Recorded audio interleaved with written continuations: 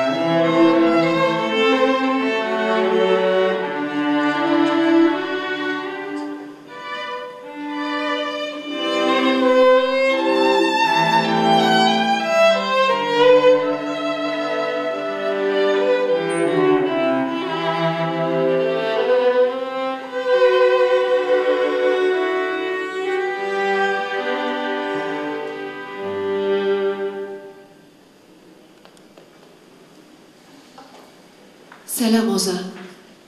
Evde, geceleyin ya da uzakta bir yerde, neresi olursa olsun havlarken köpekler, yalarken kendi gözyaşlarını, senin soluğundur duyduğum ses. Selam Oza. Nasıl bilebilirdim sinik ve gülünç bir kişi gibi ürkerek giren bir göle gerçekte korku olduğunu aşkın söyle. Selam Oza. Ne korkunç bir başına düşünmek şimdi seni. Daha da korkunç bir başına değilsen oysa. Şeytan öylesine doyumsuz bir güzellik vermiş ki sana. Selam Oza. Ey insanlar, lokomotifler, mikroplar, gerin kanatlarınızı elinizden geldiğince ona. Harcatmam onu, dokundurtmam kılına. Selam Oza. Yaşam bir bitki değilse aslında neden dilimliyor, parçalıyor insanlar onu? Selam Oza. Ne acı bu denli geç rastlamak sana ve böylesine erken ayrı kalmak sonunda.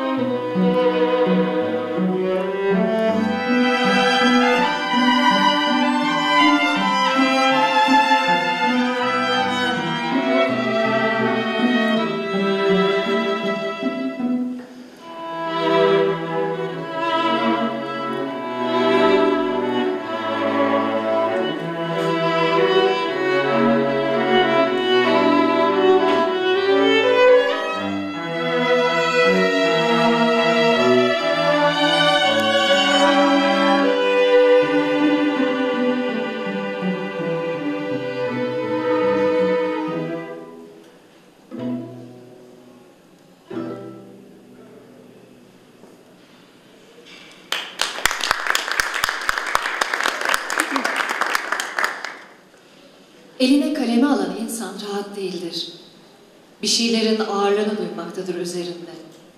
Yaşamın tadını, bahar gününün tazeliğini, denizin serinliğini, sevgileri, dostlukları bozan, dalında çürüyen bir yemiş durumuna getiren ilişkilerin ağırlığı bir yandan onu yaratmaya iterken, öte yandan engellenmeye, yolundan saptırmaya çalışmaktadır.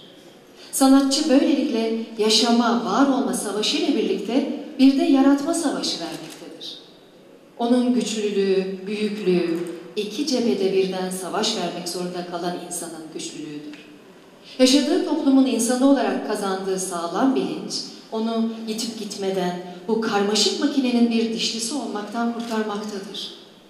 Yaşama savaşını yitirmiş nice büyük sanatçı gösterilebilir tarihte ama yaratma savaşını yitirmiş de bugüne kalmış bir tane bile asla.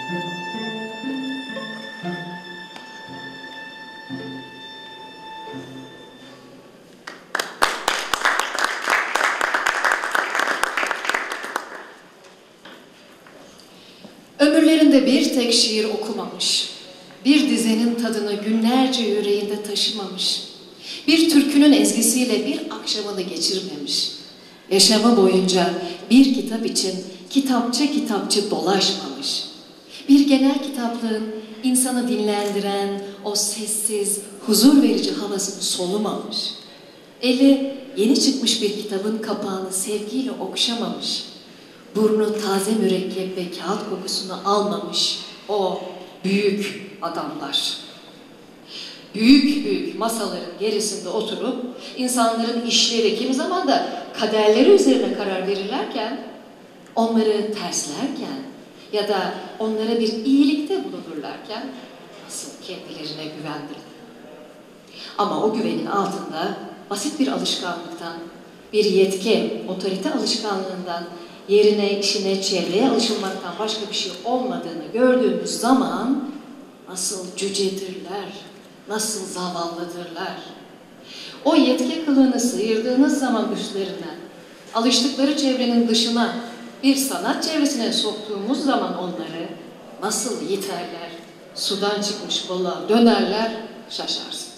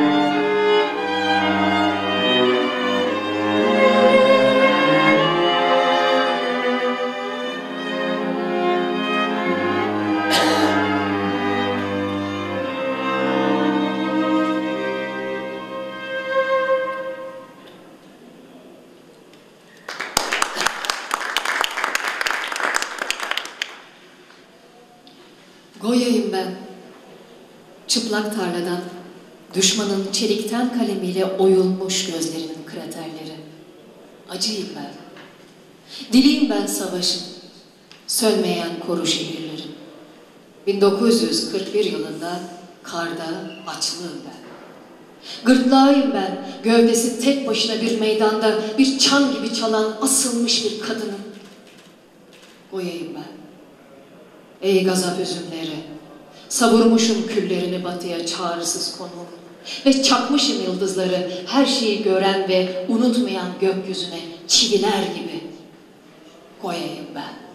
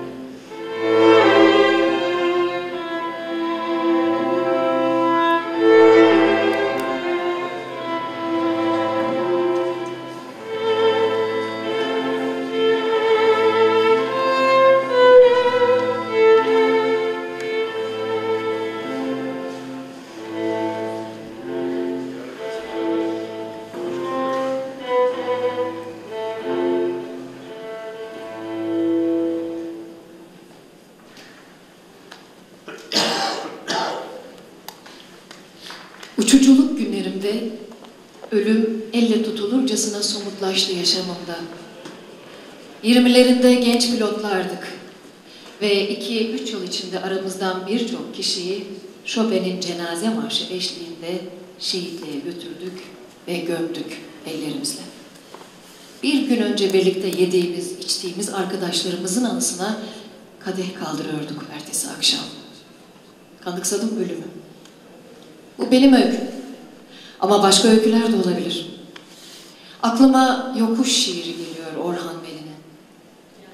Öteki dünyada akşam vakitleri, fabrikamızın paydos saatinde bizi evlerimize götürecek olan yol böyle yokuş değilse eğer, ölüm hiç de fena bir şey değil.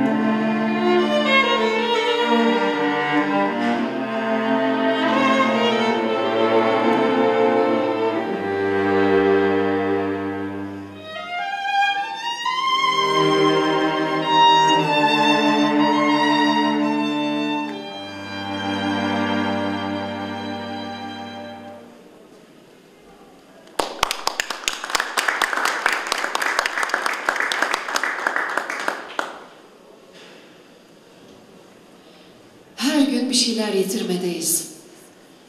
Gittikçe hızınızı artıran bir trende pencereden bakarken görüntünün tüm gerçekliğini, tüm renklerini yitirişi gibi bütün doğrular, bütün güzellikler, bütün yiğitlikler yitmedi etrafımızda. Sevgilerin fiyatı yükselmedi. Çocuklar ileride faiziyle birlikte ödenecek bir banka hesabı olmadı anne babaların gözünde. Bir işçi, 5 işçi, 500 işçi bir günlük ekmeğine satmadı arkadaşlarını. İnsanlar o güzelim araçları bırakıp ellerinden bıçak almadı, tüfek almadı, namlusuna mermi sürmedi, öldüreceği insanın gözlerinin içine bakarak. Şuranıza bir şey takılır. Sanki artık bizim olmayan bir dünyaya bakar gibi. Çünkü bir bir yıkılmakta açsanız radyoları, sokaklar, köpekler, Tanrı'nın bütün eşyaları. Varın, duyurun artık birlikte sesinizi. Duyurun acınızdan yeni bir soy yaratmanın doyumsuz, sonsuz, o eşsiz görkemini. Daha işimiz bitmedi. öykümüz sona ermedi.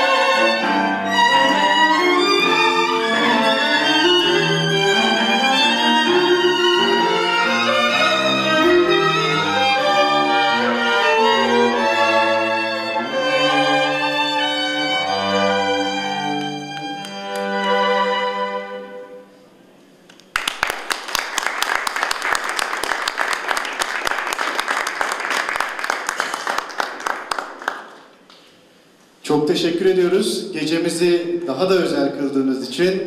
Değerli tiyatro sanatçısı sevgili Hümay Güldağ ve Prusa Yaylı Çalgılar Dörtlüsü bizlerle birlikteydi bu gece. Kendilerini bir kez daha alkışlayabilir miyiz? Ve kendilerine teşekkürlerimizi sunmak üzere Nilüfer Belediyesi Kütüphane Müdürümüz Sayın Şafak Balay'ı buraya davet ediyorum.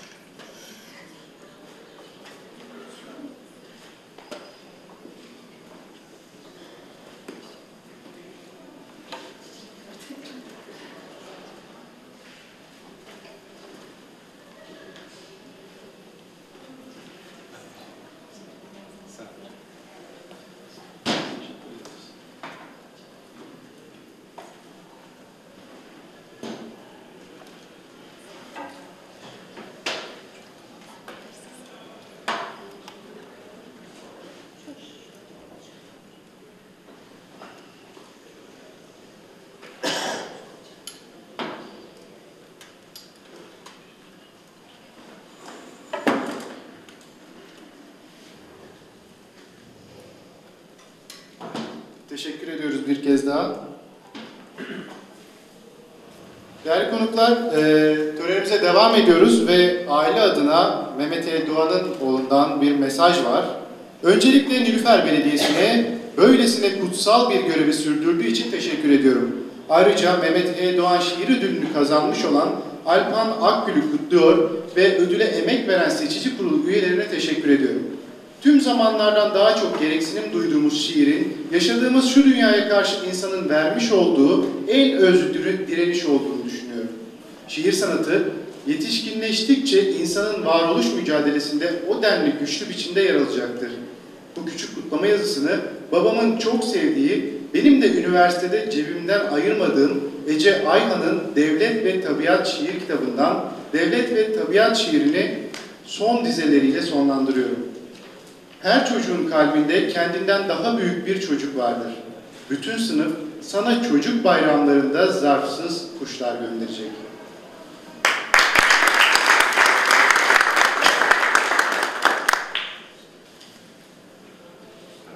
Değerli konuklar, ödül törenimize birazdan geçeceğiz ama öncesinde Şiir Kütüphanesi'nin oluşumunun en büyük destekçisi, her zaman örnek ve lider projelere imza atan Kültür ve Sanat Kenti Nilüfer'in mimarı Nilüfer Belediye Başkanımız Sayın Mustafa Bol Bey konuşmalarını yapmak üzere.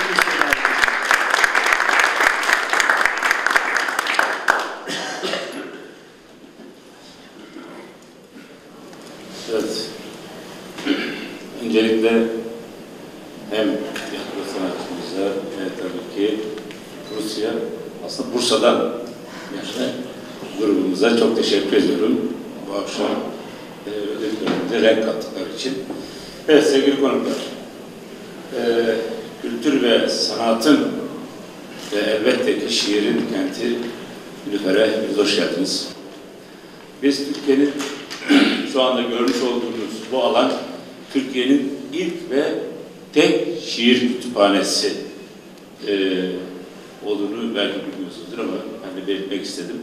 Aynı zamanda buna ev sahipliği yapan bir grubuz.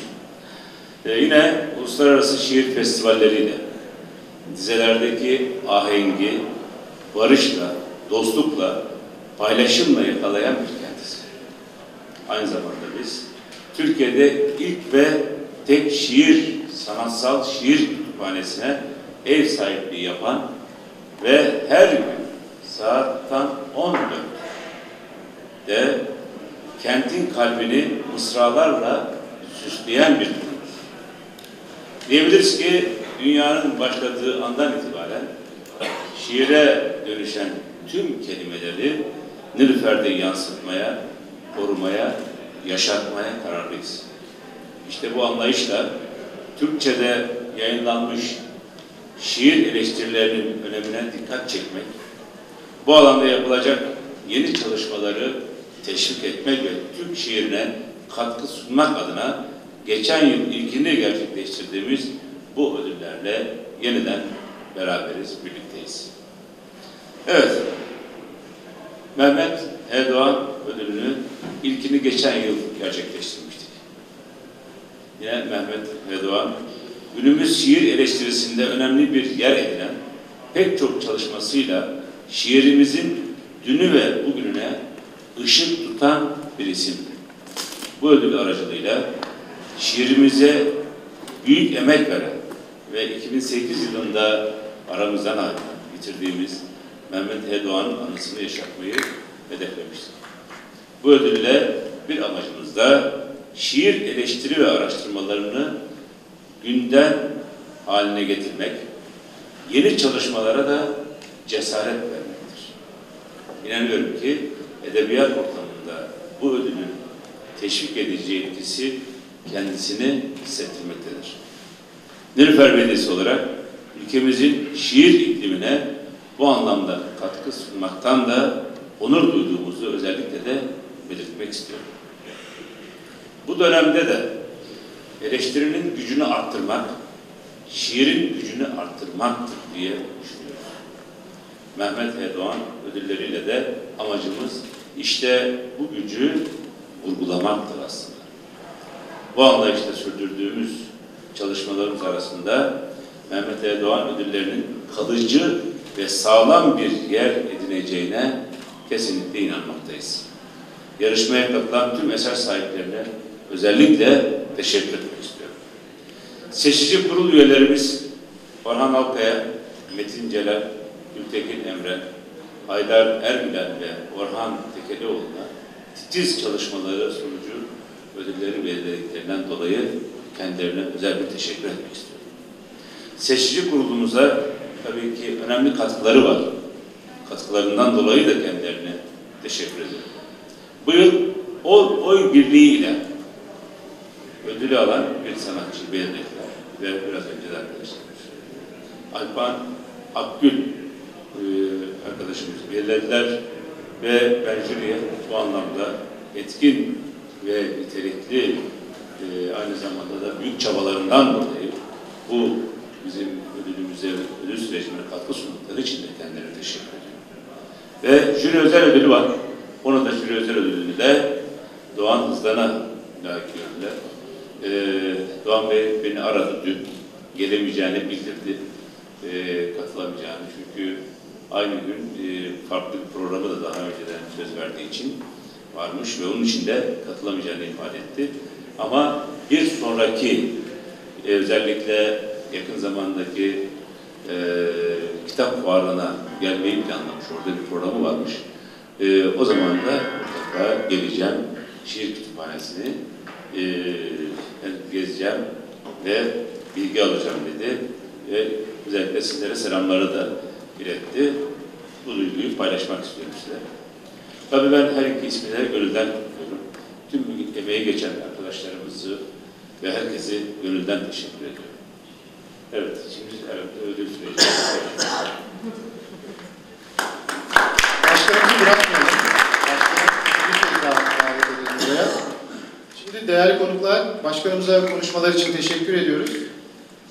Mehmet E. Doğan Ödülü'ne bu yıl 9 şiir eleştiri ve inceleme eseri katıldı. Bu eserlerin her biri seçici kurulu üyeleri Orhan Alkaya, Metin Celal, Gültekin Emre, Haydar Ergülen ve Orhan Tekelioğlu tarafından titizlikle değerlendirildi. Sayın Orhan Alkaya, Metin Celal ve Gültekin Emre bugün aramızdalar. Teşekkürlerimizi iletmek üzere kendilerini buraya davet ediyorum. Buyurun.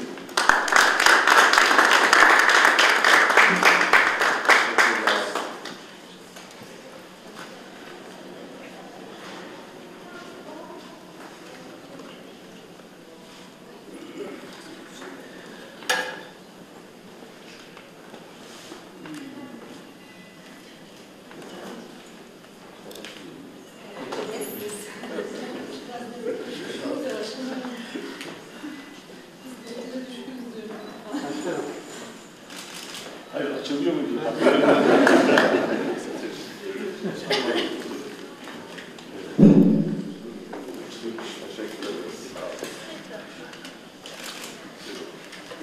İçinde şiir mi var?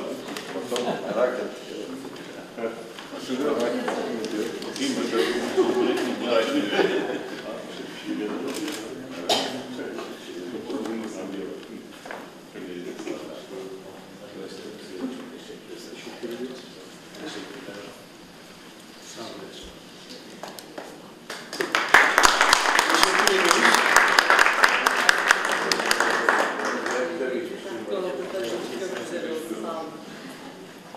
Birazdan yine sizi buraya davet edeceğiz başkanım.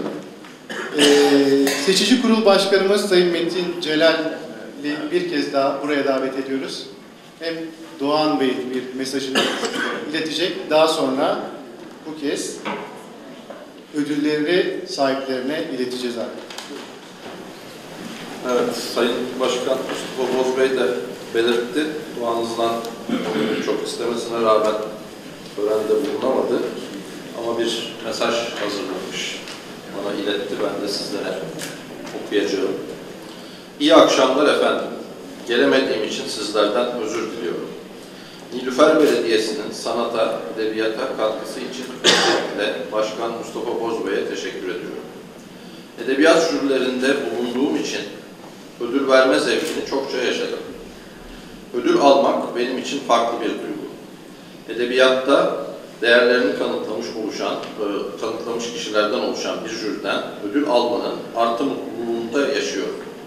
Ayrıca değerli bir arkadaşım, şiir üzerine yazıları, hazırladığı antolojilerle Türk şiirine unutulmaz hizmetler veren, jürilerde birlikte çalıştığım Mehmet H. Doğan adına olması da beni sonsuz derece sevindiriyor. Sevdiğim bir şair üzerine çalışmasıyla ödül kazanan Alpan Akgül'ü de kutluyorum. Ödüllerin öneminin seçiciler kurulundan kaynaklandığını belirtmeye gerek var mı bilmem. Beni mutlu eden seçiciler kuruluna, geceyi onurlandıran bütün konuklara saygı ve sevgilerimi sunuyorum. Sağ olun, var olun, Doğan Hızlar.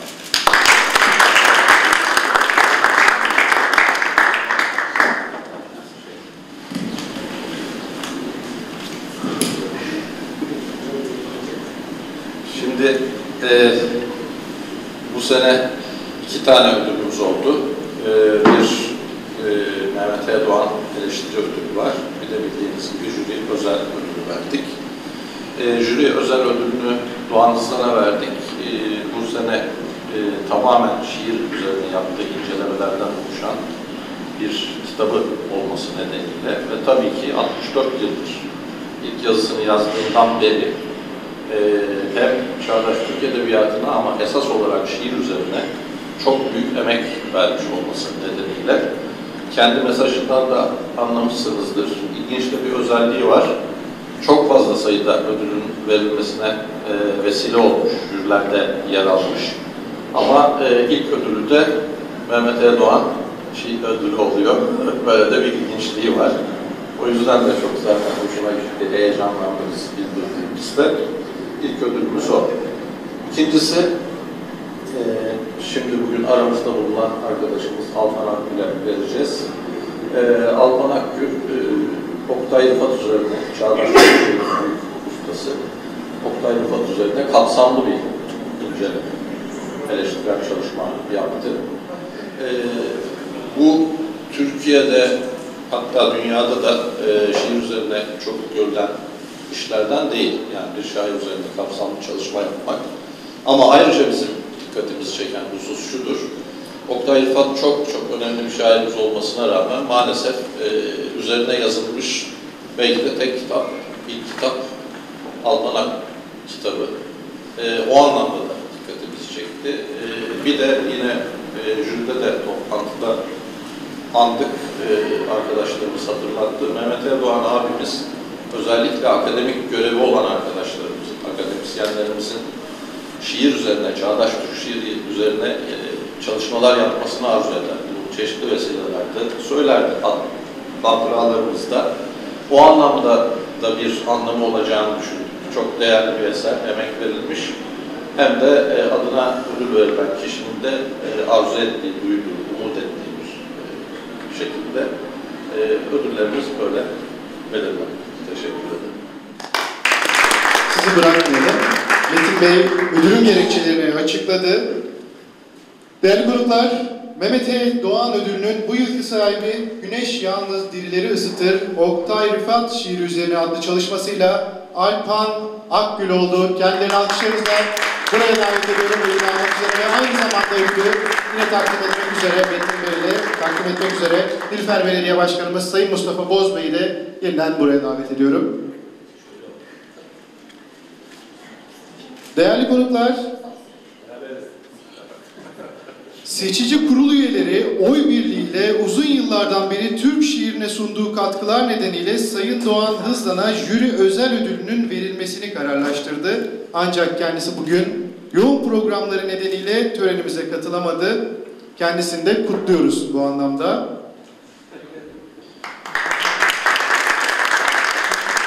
Şeyden söylemek ister misiniz? Buyurun. Öncelikle çok teşekkür ediyorum gerek Başkanım Mustafa Bozbey'e, gerek Nilüfer Belediyesi'ne ve jüri üyelerimize. Şimdi ben şunu söylemek istiyorum. Türkiye'nin, Türkiye Cumhuriyeti'nin muazzam bir kültürel sermayesi, kültürel birikimi var. Bu birikimin ürünlerinden ikisi de Oktay Rıfat, şair, derlemeci, romancı Oktay Rıfat ve Mehmet Erdoğan, çevirmen ve edebiyat eleştirmeni. 2002-2003 yıllarında Bilkent Üniversitesi'nde bir Meriçe ve Danday sempozyumu yapmıştık ve ben de çok şanslı bir öğrenci olarak kendisiyle tanışma, sohbet etme fırsatı bulmuştum. Meriçe ve Danday üzerine sohbet etmiştik.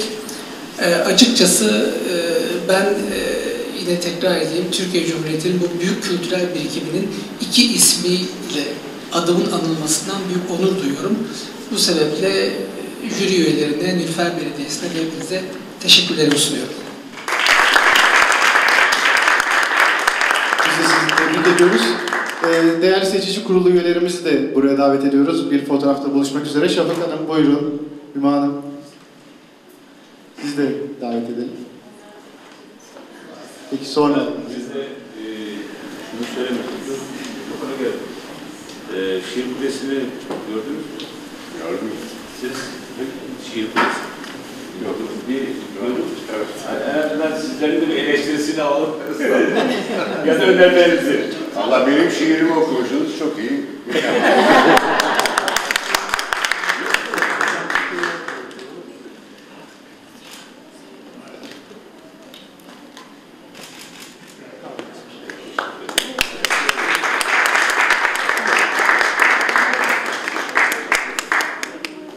Başkanımızı, yine seçici kurulu üyelerimizi hep birlikte bir fotoğrafta buluşturalım ve bu geceyi böylelikle noktalayalım.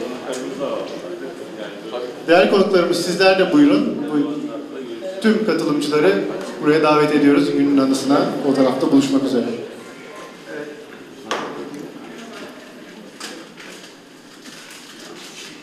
Bir de buraya. Şöyle. Tamam. Teşekkür ederim.